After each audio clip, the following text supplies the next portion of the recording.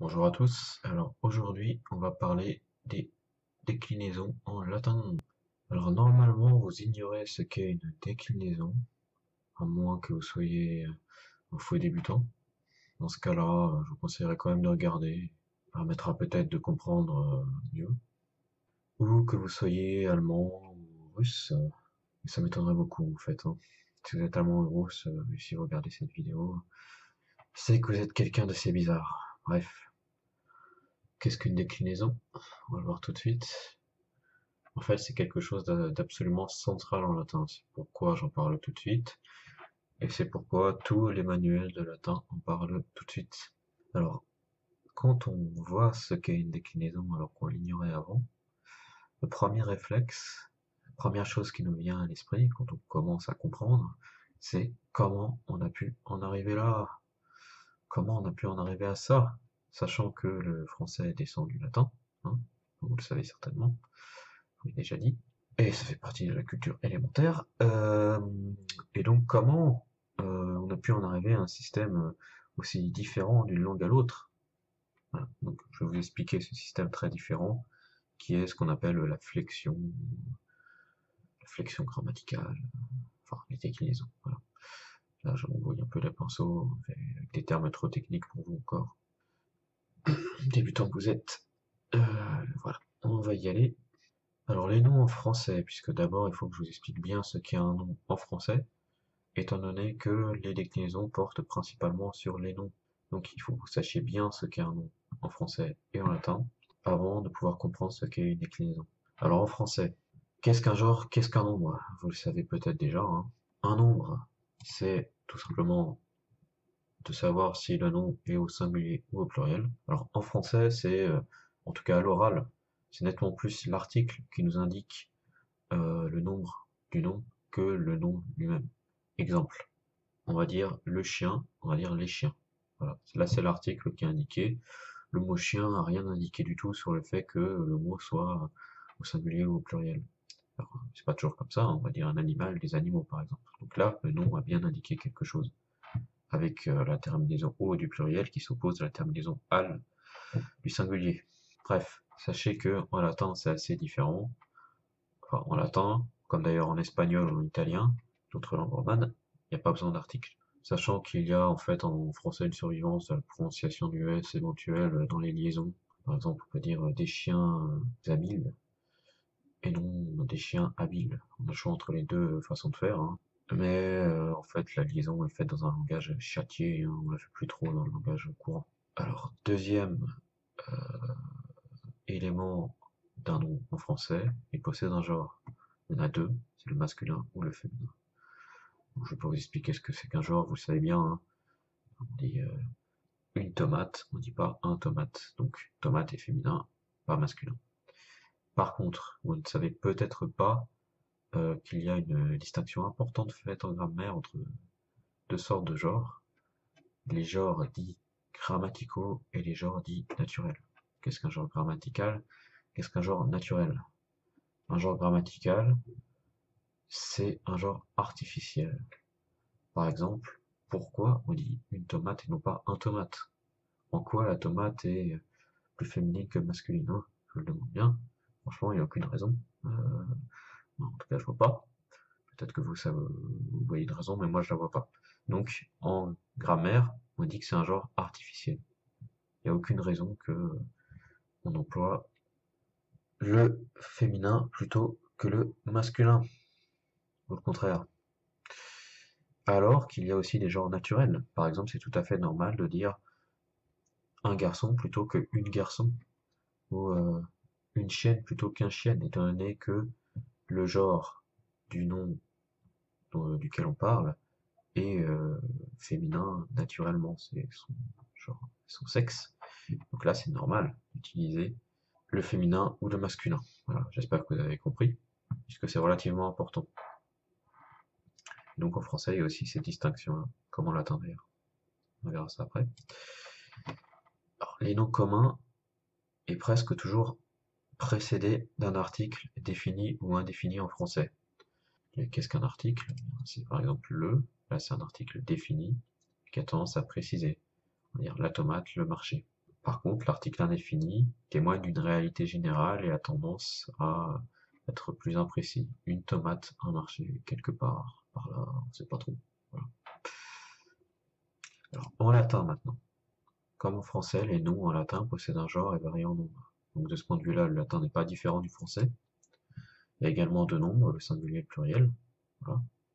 Par exemple, on va dire dominus, ça veut dire seigneur, alors que domini veut dire les seigneurs des seigneurs. Par contre, il y a trois genres, le masculin, le féminin ou le neutre. Alors qu'est-ce que le neutre? En fait, ça existe aussi le neutre en allemand, si vous connaissez, en russe également. En anglais, ça va être it, concernant les pronoms. Donc, en latin, le genre grammatical peut être soit masculin, soit féminin, soit le neutre. Comment on va reconnaître le genre? Eh bien, en fait, il ne peut pas vraiment. Il faut le connaître, sachant qu'il y a quand même certaines terminaisons qui sont qui marquent très régulièrement un genre. Par exemple, ous, généralement, ça va être un masculin. Pareil, a, très généralement, ça va être un féminin. Mais on peut pas en être absolument sûr. Donc il faut le connaître normalement. Après, vous n'allez pas forcément vous embêter au début à retenir les genres des mots. C'est quand même assez secondaire en latin, cet aspect-là. Ça aide un peu, mais pas pour tant de choses que ça. Bref, alors contrairement au français, autre distinction importante, il n'y a pas d'article en latin. Canis, qui signifie chien, peut signifier un chien ou le chien. Alors ça peut paraître être une pauvreté du latin, et d'ailleurs en fait les grammairiens latins ou grecs souvent mettaient cet aspect-là en avant pour montrer la supériorité du grec, étant donné que le grec lui possède des articles définis, pas indéfinis mais définis. Alors oui, mais d'un autre côté, ça permet aussi, enfin c'est un des éléments qui permet au latin d'être une langue beaucoup plus économe de mots. C'est pourquoi en latin, on peut dire beaucoup plus de choses en beaucoup moins de mots. C'est une des raisons. C'est d'ailleurs pourquoi le latin est une excellente langue pour tout ce qui est devises, choses comme ça. Contrairement au français, et là c'est le plus important, en fait c'est la grosse distinction entre un nom en latin et un nom en français. Un nom en latin varie aussi suivant son cas indiqué par la terminaison. Ceci indique la fonction du mot dans la phrase. Donc il va falloir maintenant qu'on explique ce qu'est une fonction d'un mot, puisque peut-être que vous n'avez pas une idée claire là-dessus. Alors avant de vous expliquer ce qu'est une fonction grammaticale, il faut que je vous explique ce qu'est une nature grammaticale. Pourquoi? Parce qu'en fait un nom en français, en latin, dans toutes les langues, enfin non pas dans toutes les langues, mais dans toutes les langues indo-européennes en tout cas, possède une nature grammaticale et une fonction grammaticale. C'est les deux aspects. Nature grammaticale, fonction grammaticale. Alors qu'est-ce qu'une nature grammaticale? C'est l'identité d'un mot. Et comme c'est l'identité d'un mot, elle ne change jamais, la nature grammaticale, quelle que soit la place du mot dans la phrase ou les autres mots auxquels le mot est associé. En français, il y a 9 catégories grammaticales. Le verbe, l'adjectif, la préposition, le nom, le pronom, la conjonction, l'article, l'adverbe, l'interjection. Donc la nature grammaticale s'oppose à la fonction grammaticale. La fonction grammaticale désigne la fonction, comme son nom l'indique, du mot dans la phrase. Donc, contrairement à la nature grammaticale, la fonction grammaticale du mot change dans la phrase, selon la place du mot dans la phrase, ou les autres mots auxquels le mot est associé, en particulier les prépositions dans, pour, avec. On va voir des exemples un peu plus tard. Donc, quelques exemples de fonctions grammaticales. Le sujet, par exemple, les compléments, compléments d'objet direct, indirect, circonstanciel, etc., les attributs. Alors, exemple, Hortense voit Antoinette avec son hérisson domestique. Pas de liaison à hérisson, attention, c'est un H aspiré. Donc, si on décompose le mot en fonction de la nature grammaticale, on voit que Hortense, Antoinette ne change pas même si on les interverse. Donc c'est toujours un nom, quelle que soit la façon où qu'on mette Hortense, Antoinette, tout ça, ça va toujours être un nom. De même, avec, ça va toujours être une préposition. Hérisson, ça va toujours être un nom aussi. Domestique, si on l'associe à hérisson, ça va toujours être un adjectif. Par contre, si on s'attache à la fonction grammaticale, on va voir que en intervertissant Hortense et Antoinette. Hortense devient, alors qu'il était sujet dans la première phrase, complément d'objet direct, et Antoinette, alors qu'elle était complément d'objet direct dans la première phrase, devient sujet dans la deuxième phrase. Donc, vous voyez que la fonction grammaticale d'un mot varie selon, en français, sa place dans la phrase, ou les noms et pronoms auxquels le mot est associé. Les pronoms, pardon, pas les noms. Voilà. J'espère que vous n'avez pas été trop interloqué par le caractère génial des exemples que je cite. J'aime bien citer les noms un peu atypiques, mais malgré tout jolis. Alors, la fonction grammaticale en latin. En latin, il existe deux manières d'indiquer la fonction d'un mot. Alors, quelles sont ces deux manières? On peut, comme en français, adjoindre une préposition qui va aussi changer sa fonction grammaticale. Par exemple, Italia, bon, ça peut être un sujet, là ça va être un sujet. Alors que in Italia, ça va devenir un complément circonstanciel de lieu. Ça signifie en Italie. Sachant que Italia, évidemment, c'est du italien.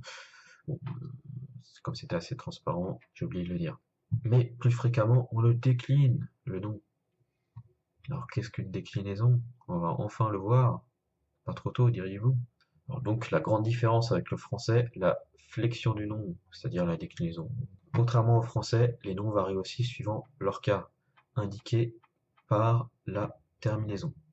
Contrairement au français, la fonction d'un mot dans la phrase ne va pas être indiquée par la place du mot dans la phrase, elle va être indiquée par sa terminaison. Donc en latin, le nom, sa terminaison, va sans arrêt changer selon sa fonction dans la phrase. La place des mots dans la phrase est donc secondaire en latin, contrairement au français. L'ensemble des cas d'un nom forme sa déclinaison, ou plus correctement sa flexion. On va voir ce que c'est les différents cas plus tard. Vous comprendrez. Chaque nom possède 6 cas et appartient à l'un de 5 groupes de cas existants en latin. Ça, je vais vous montrer ça plus tard, enfin tout à la fin de la leçon, à travers un exemple. C'est donc quelque chose d'absolument central en latin. Il faut comprendre ça tout de suite. Regardez cette vidéo 6 fois s'il le faut, ou n'importe quelle autre vidéo, ou n'importe quel manuel, mais il faut comprendre ça. Ce qu'est une déclinaison en latin. Exemple. La terminaison us indique le sujet et le COD. Paulus videt Petrum signifie donc Paul voit Pierre, puisque Paulus, vous voyez que c'est qu'il a la terminaison us, alors que Petrum il a la terminaison donc Paul c'est le sujet, et Petrum, donc Pierre, c'est le complément du objet direct. Voilà. Mais on pourrait aussi écrire Petrum videt Paulus, ou videt Petrum Paulus. Si on ne change pas les terminaisons, cela signifie la même chose. Voilà. Donc, là, en fait, j'ai complètement changé l'ordre. Ça n'a plus aucun rapport, mais c'est toujours correct, en fait. En latin, l'ordre des mots, on n'en fait pas ce qu'on veut totalement, hein. Il y a quelques règles qu'on verra plus tard, mais c'est très, très, très, très flexible. Donc là, en fait, ça signifie exactement la même chose. Aucune différence. Parce que il y a toujours ces terminaisons-là, les deux que j'ai citées au début, là, dans la première phrase, voilà, qui n'ont pas changé. Donc, la place des mots, on s'en fout. Voilà. Toutefois, Paulum videt Petrus signifie exactement le contraire, malgré la place inchangée des mots. Pierre voit Paul. Donc là, c'est exactement, j'ai gardé exactement les mots à la même place, et pourtant, le sens des mots a changé, parce que j'ai interaverti les terminaisons. Donc tout ça pour vous dire que les terminaisons, ce qu'on appelle la déclinaison, ça fait absolument tout concernant la fonction du mot dans la phrase en latin. Enfin, pas absolument tout, il peut aussi les prépositions, mais c'est l'essentiel. Alors maintenant, je vais vous montrer du vocabulaire. Alors comme je vous ai dit, j'hésitais à en mettre, mais bon, finalement je vais en mettre à la fin de quelques leçons, puisque je pense que c'est bien. De toute façon, vous ne pouvez pas y couper, hein. Si vous voulez réellement apprendre le latin, il va falloir apprendre par cœur au moins quelques centaines de mots, hein. Donc, les plus courants. Donc, vous ne pourrez pas y couper. Ceux-là, ils sont très courants, voilà. Et je pense que ça aide un peu pour retenir une leçon. Alors, je vais quand même vous dire quelques mots sur ces mots, en espérant que ça vous aide un peu à retenir. Aguerre, vous pouvez faire le rapport avec agriculture, ce qui signifie la culture des champs, littéralement. Amicus, c'est la racine du mot ami, hein. En italien, je crois que ça se dit amico. Animus, c'est la racine du mot âme, en français, ça signifie esprit. Auxilium, aide, donc c'est comme un auxiliaire. Bellum, guerre. On dit un belliciste pour quelqu'un qui aime la guerre. Belliqueux, pour quelqu'un qui aime faire la guerre. Kibous, nourriture. Voilà, les rapports avec le français sont moins évidents. On dit un ciboire, c'est un instrument religieux qui accueille l'hostie, je crois. Deus signifie Dieu. Notamment, Mozart se faisait appeler, je crois, Amadeus, c'était son deuxième prénom, il me semble. Ce qui veut dire, en très mauvais latin, qui aime Dieu. Normalement, ça se dit pas comme ça, mais bref. Dominus, on peut faire le rapprochement avec le verbe dominer. Ou domina, c'est la dernière période de l'Empire romain. En fait, les historiens appellent cette période-là domina parce que l'empereur avait de plus en plus de pouvoir et avait complètement rompu avec les attaches républicaines qui étaient un petit peu conservées au début de l'Empire romain. Donum, on peut faire le rapport avec don, en fait, ça vient de là, hein. C'est un rapport, je suis presque sûr, avec le verbe dare en latin, ce qui signifie donner. Equus, ça veut dire cheval, on peut faire le rapport avec équestre. Adjectif tiré de ce mot-là. Cheval, en fait, ça vient de l'argot latin. Cavallus, je crois. Filius signifie fils. Le L est étymologique. Je ne sais pas si c'est une survivance de l'ancien français ou s'il est purement étymologique, c'est-à-dire rajouté pour des raisons orthographiques. En tout cas, ça vient de là. Gladius, ça signifie épée. C'est de là, de gladius, que vient le mot glaive. Liber, ça veut dire livre. Pareil, même origine. Donc ça vient de livre, vient de liber. Locus signifie lieu. Ludus, le jeu. On dit quelque chose de ludique quand il est plaisant. Mundus signifie monde. Nuntius signifie envoyé. On dit un nonce papal. C'est un envoyé du pape dans un pays, généralement. Oculus signifie œil. Ouais, œil vient de oculus. Populus, peuple. L'italien a plus conservé la racine. Je crois que ça se dit en italien popolo, peuple. Puer, enfant. On dit quelque chose de puéril quand il est propre aux enfants. Servus, esclave. C'est de là que vient le mot serf, notamment. Vous savez qu'un serf, c'est un paysan dans le Moyen-Âge qui ne possède pas ses terres. Templum, temple, hein, le rapport est évident. Venenum, poison, quelque chose de vénéneux. Verbum, mot. Alors c'est de là que vient le mot verbe. Mais souvent, en fait, dans les traductions anciennes du Nouveau Testament de Saint Jean, on dit au commencement était le verbe. En fait, on pourrait plutôt dire au commencement était l'expression, le mot, puisqu'en latin, verbum signifie mot. Et vicus, rue, quartier. Je crois qu'on dit vicésimal, pour quelqu'un, quelque chose qui est propre au quartier, enfin j'en suis pas sûr. Alors, la deuxième déclinaison, je vais vous l'exposer maintenant. Pourquoi la deuxième et pas la première, diriez-vous? En fait, c'est la deuxième déclinaison, c'est la seule à posséder un vocatif différent du nominatif au singulier. Donc j'ai choisi de la mettre en premier. Donc là, en fait, nominatif, vocatif, accusatif, génitif, datif, ablatif. Vous vous demandez probablement ce que c'est.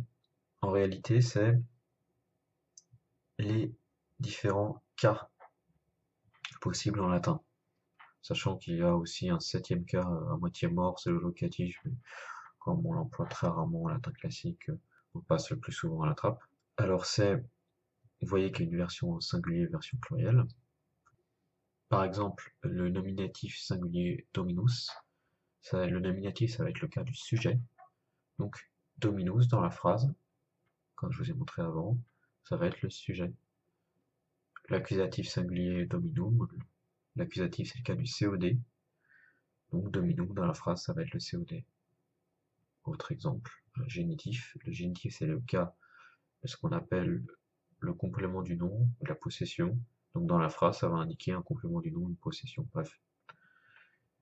Si je le mets au singulier, ça va montrer un seul seigneur, puisque Dominus signifie seigneur, alors que si je le mets au pluriel, ça va en montrer plusieurs. Voilà. Donc dans la leçon qui va suivre, en fait, je vais expliquer plus en détail ce qui signifie ces différents cas, et donc on va en finir là pour l'instant.